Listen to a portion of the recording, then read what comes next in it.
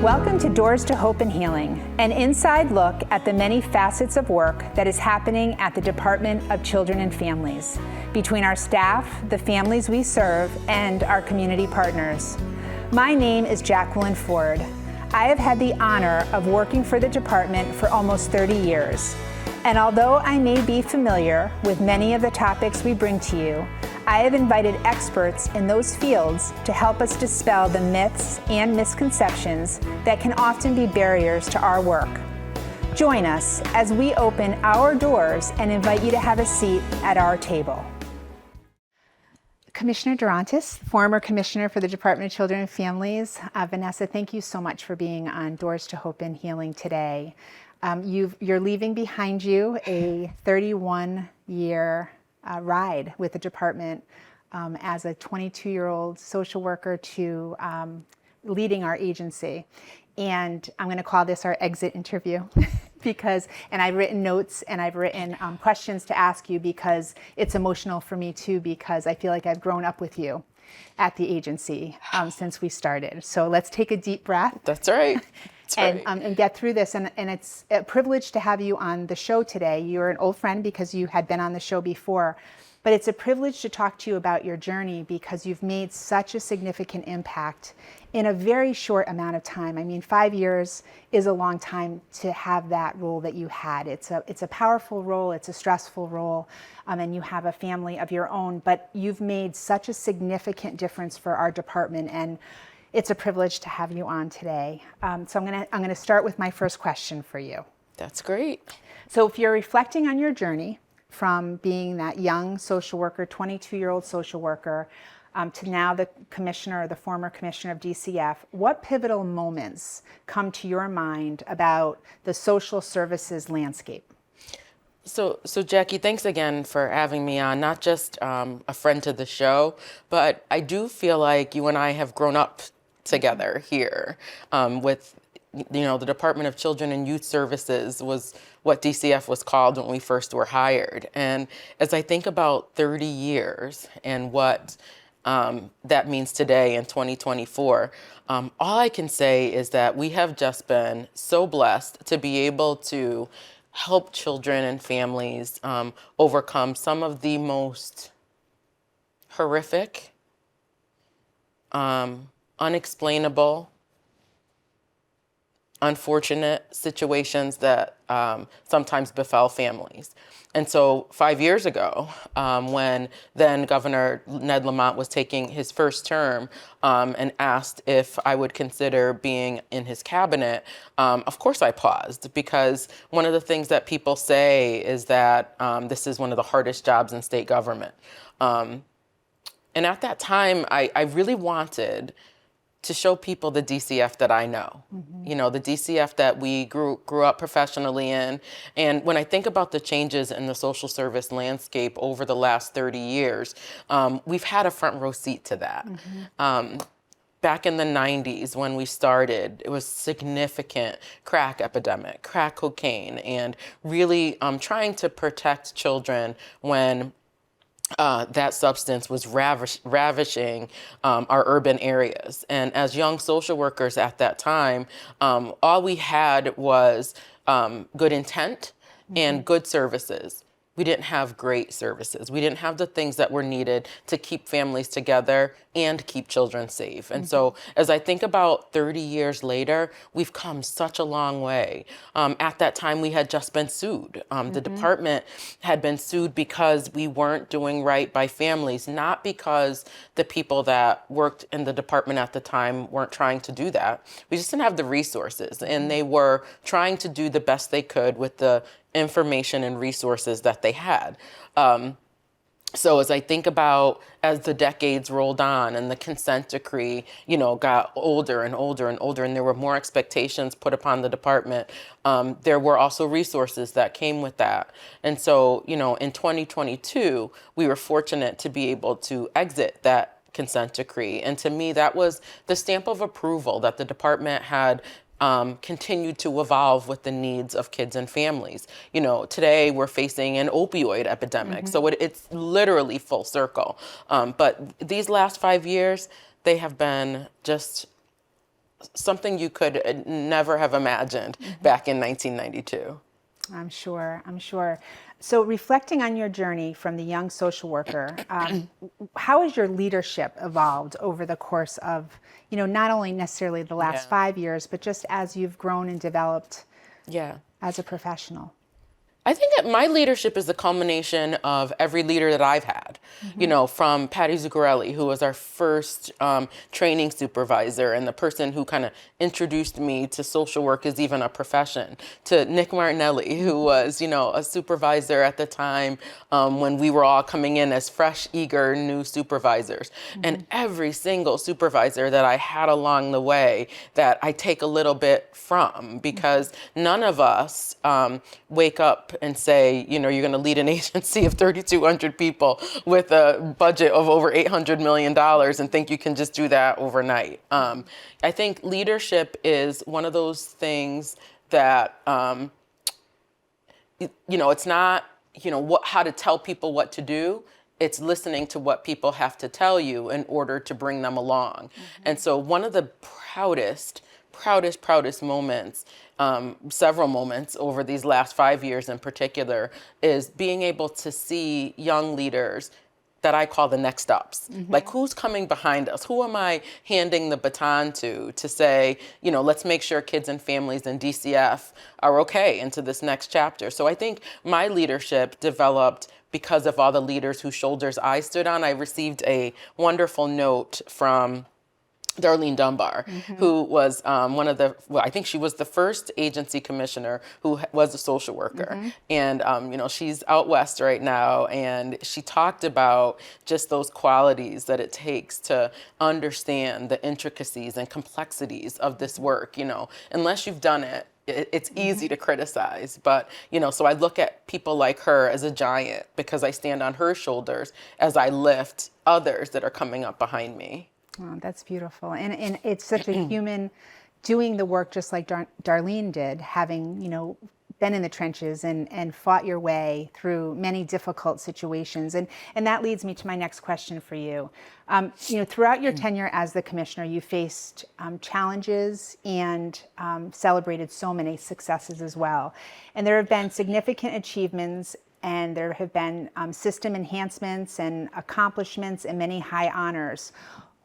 Where do you want to start? And, I'd like to express to our viewers too, all of the work that our former commissioner has done is highlighted in the Spotlight on What's Right on our DCF website. And that gives you really a full look into the past 5 years. But for today, talk to me about some of the things that you feel it's important for our viewers to know, because as you know, in the work that I feel privileged to do with the department is trying to change that narrative and how the community sees us and letting them understand the work that we're really doing behind those closed doors.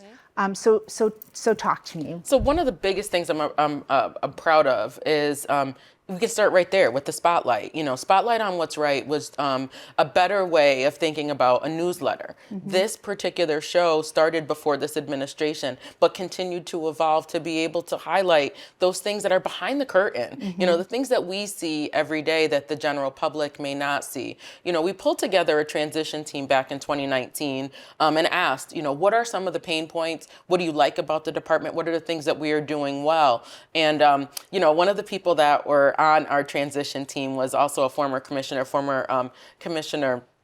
who is now the general counsel for the agency, Sue Hamilton. And she said back at that time that, we had to trust our instincts and our gut to let us know the path that we were to take in 2019. We weren't going to just be the administration that was going to pick up a snow globe and shake it and wherever anything fell. We were going to be very purposeful in recognizing that the infrastructure of the agency had to be solid, that people had to trust the department, that people didn't have to fear the department, that whole image of a beleaguered agency that can't get out of its own way or that falls over itself does not instill the public trust. And it was my job in 2019 to make sure the public could trust what I say and trust the person that was at their door. It would pain me when people would say they would be afraid to ask for help because they would be afraid of what the actions would be of the department. And so, I made sure that the workforce knew I had their back so they could help the people who they were charged to serve. I made sure that the providers heard from me regularly. We had regular meetings so they could hear specifically from me what it is that the department needed from them, and then they could tell me. I also made sure that there were certain groups, our judges in the judicial branch, the police chiefs, that was one of the first groups that we met with, superintendents of schools, the teachers union, those groups of stakeholders who hand in hand lock arms with the Department of Children and Families to make a child and family well-being system one that a family that's in distress could count on to be there for them. So it wasn't, what did we do since 2019 that made DCF a better place? It was what did we collectively do in all three branches of government across our sister state agencies to make sure that people saw DCF as part of that team. But and that's a testament to you and your your humanistic approach and welcoming that collaboration and being a leader in leading all of us to join hands with these people, because all of the people that you mentioned, all of those stakeholders are all working with the same exact families that we are. So, I mean, that was, definitely a job well done, because I can feel that we collaborate now with all of those stakeholders in a much different way than we ever have before. And, Jackie, I will say also that, for friendships, relationships, and those connections are formed before the house is on fire. The pandemic was an inferno, and so if I had not come out of the gate saying, I want to reinforce those relationships, when it was time to partner with legislators, providers, when, at a time when we didn't even know what PPE, what was personal protective equipment at that time, what was contact tracing, all of those things that helped us survive a once in a generation, just episode that none of us could have predicted. Those were the things that those relationships mattered. Early in the administration, I was diagnosed with breast cancer. I mean, I said, God, why is this happening? My children are off to college, got this big new job. It's not the right time for this. But I recognized that pivotal moment told me that the people I surrounded myself with, my executive team, were the people who I could trust to keep the ship moving and to keep rowing in the direction that we had set forth to do. And I had to let go and say, all right, I trust you. And that gave me the confidence that I had the right people around me, because, when I was able to come back and I'm full cancer-free, things were great, I was able to use the platform to raise awareness for early detection at the same time of continuing to lead one of the more complex agencies in state government. So those relationships inside the department and outside of the department matter.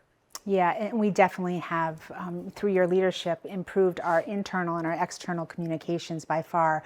Talk to us about some of the system enhancements. So I think it was important for us to recognize that coming out of the pandemic, we were going to be different. We have telework and hybrid work, and although all of DCF never closed, we have, our 24/7 operations as well as our staff who do some teleworking. We are still in community. We are still doing all of our visits face to face, but technology had to catch up with us. We were doing, Zoom and, all kinds of things through technology that we had never done before. We focused a lot on keeping children safe at home. And so over the last 5 years, we've had a 30% reduction of children in care. We've also maintained our children out of congregate settings. And to be clear, one of the things that often gets misquoted is that we are trying to end congregate care. I'd love to end congregate care, but that's not. And not to interrupt you, just share with our viewers what congregate care actually means. Yeah. So non-family living. So when a child needs that type of or that high level of clinical treatment, we should definitely have that as part of our service array. And we do. We have some of the greatest residential providers right here in Connecticut. We brought a lot of kids back from out of state, hundreds in the previous administration. We've maintained that. But what we wanted to continue to support is the fact that children grow up best in families. And 50% of the children who we have in care under the age of 18 are with their relatives or someone that they know. And that's important for stability and for their connection and for their ability to weather the storm during crisis. So recognizing the need for all levels of clinical treatment. So we have the Child Protective Service arm of our mandate and the Children's Behavioral Health arm of the DCF mandate. Both of those were tested beyond belief, and we came out on top of those. We're still rebuilding our therapeutic foster care. We re-procured that for the first time in 20 years to really add a clinical component to our therapeutic foster care. We stood up 4 urgent crisis centers across the state that allowed for children and families to get their needs met without going to an emergency department of a hospital. We increased our emergency mobile psych to 24/7, 7 days a week, and we allowed for children and families to remain at home and getting clinically based services in communities. So, really thinking about the intersection of our child protection mandate and our children's behavioral health mandate, I think is the reason why we came out the other side of that consent decree, a stronger agency. That doesn't mean that every decision will be right, but it means that we have quality assurance mechanisms to be able to test ourselves against those things that challenged us in the past. And some of the enhancements that you speak of, we've had some of those moms on the show who were able to share with our viewers, what it meant to them to be able to become healthy in their own home with their children being home with them, with those wraparound intensive support so that families could stay together in those types of situations. What about accomplishments that you have seen over this past 5 years? Yeah, I'm really happy that we have stood up an adolescent practice model, the vital practice model that gives voice to children who have been in care. I have not used the term age out of foster care because that just kind of feels like you're going into an abyss. It's our responsibility that if there are older youth in care, that they feel heard and that they can contact their social worker or someone within the department at any time that they need. We stood up a text line for them to be able to do that. We've included them as ambassadors paid within the Bureau of External Affairs, within our Workforce Academy, and within our fiscal department to help guide us. Because who better to know how to enhance the department than the people who are closest to the problem? So listening to youth and parents with experience, I think are two of our biggest accomplishments of really broadening our landscape of how we hear and develop the department based on people who are the consumers of our work. I also think that we're really proud of our national recognition as it relates to our equity work. Just 10 years ago, a Black child in Connecticut was about 4.5 times more likely to come into foster care than their white counterparts. During these last 5 years, we've continued the efforts of our equity and racial justice work, which was recently highlighted in a legislative commission about really thinking about cementing equity in state government and how we look at things from an institutional perspective. And, we can today say that Black children are about 2.5 times more likely to still come into foster care. We'd like to get that to 0. Disparity still means there's disparate outcomes, but really laser focused on our equity work. We are an agency that people call us from around the country several times a week to just consult on best practices in that area and a lot of our relative and kinship work. It's hard to talk about the accomplishments without thinking about every single person that wakes up every day and puts this jacket of DCF on, because every decision that I made, every initiative that we put forward, did it make everybody happy? No, because, this is still human services.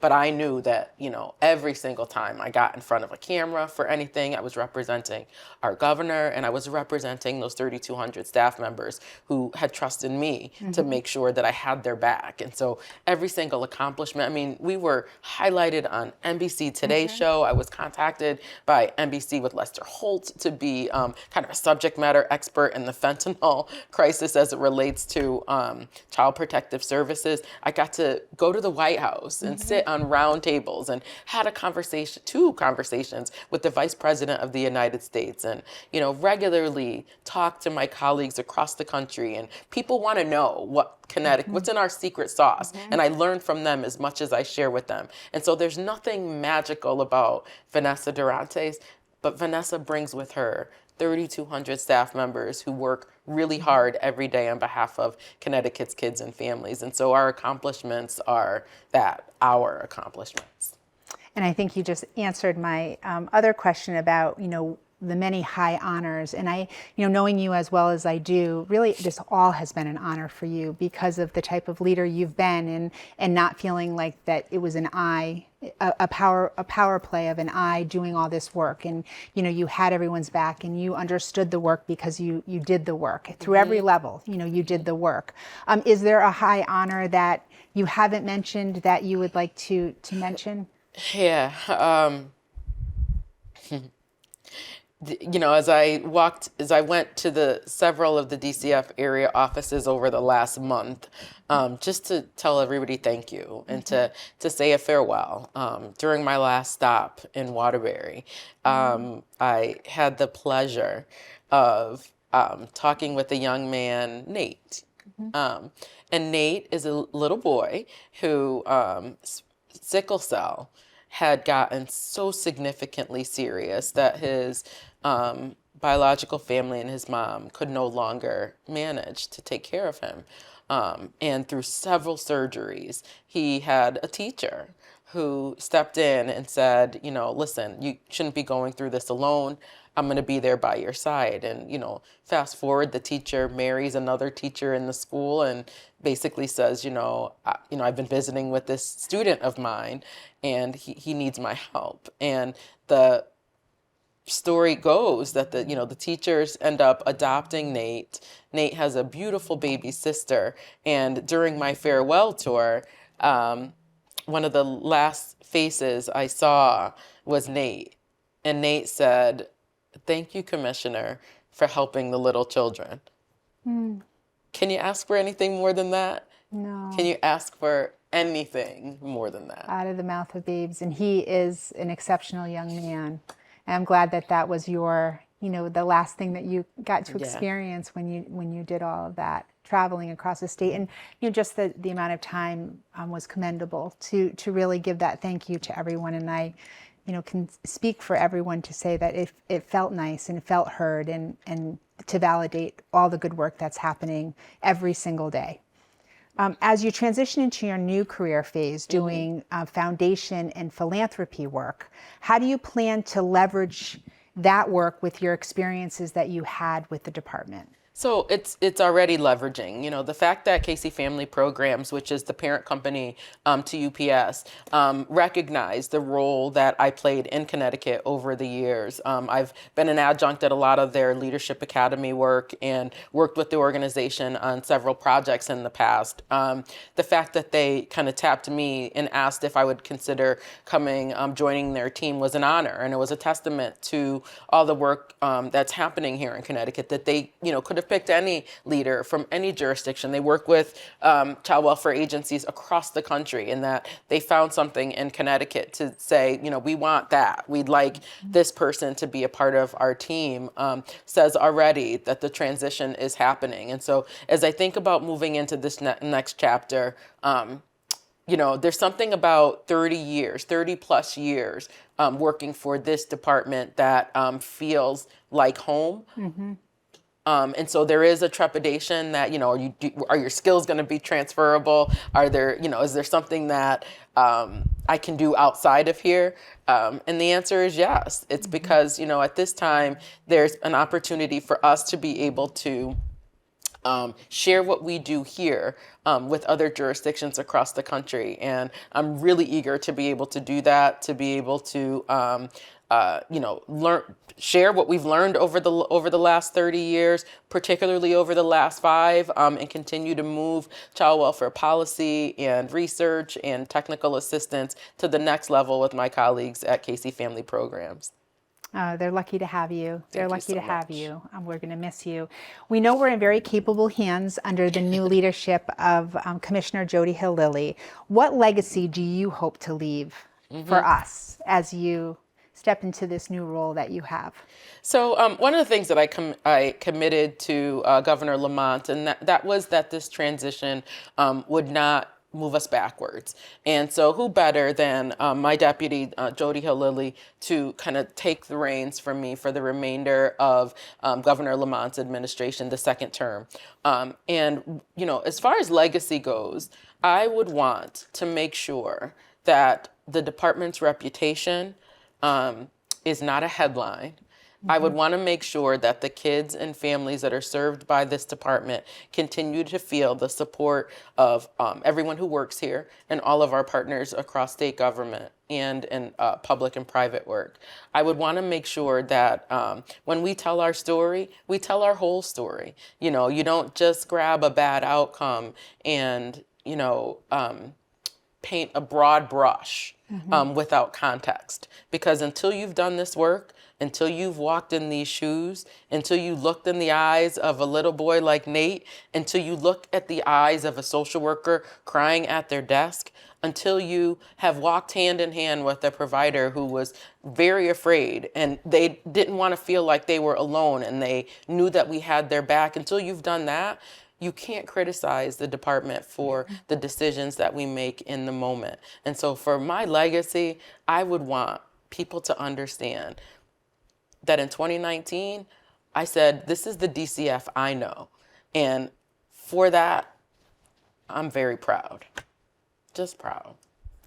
Well, this is a bittersweet ending of Doors to Hope and Healing for me. It's been a friendship that spanned 3 decades, a lot of love and loss and learning that we've experienced together over the years. And you have been a true role model for me.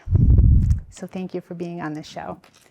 For more information about Commissioner Durantes' years of public service for our department, please visit the DCF website and search for Spotlight on What's Right to get a full idea through the lens of our department of what Commissioner Durantes has done for us. Thank you for watching.